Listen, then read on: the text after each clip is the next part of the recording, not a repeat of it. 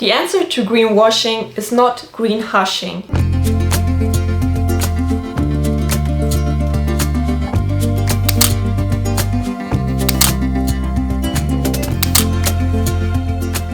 I'm Julia, Marketing Manager at FORLIANCE.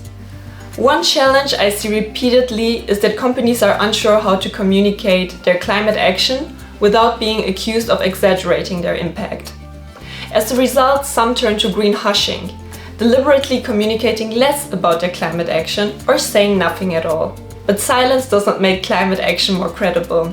It simply makes it harder for stakeholders to understand what a company is doing, how meaningful those actions are, and where gaps still remain. Credible climate communication starts with three things. First, be specific.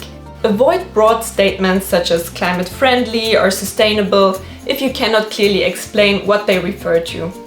Describe the concrete action, its scope, and the part of the business it applies to. Second, show the evidence behind the statement.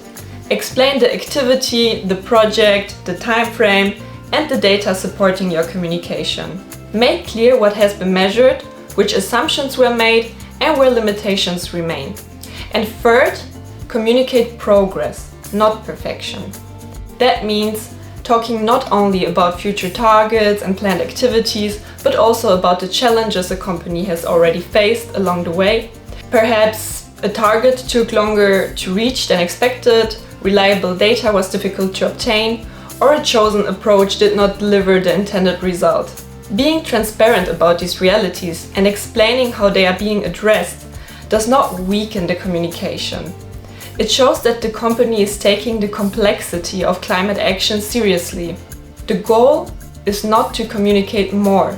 It is to communicate with enough clarity and evidence that the stakeholders can understand both the progress made and the work that still needs to be done.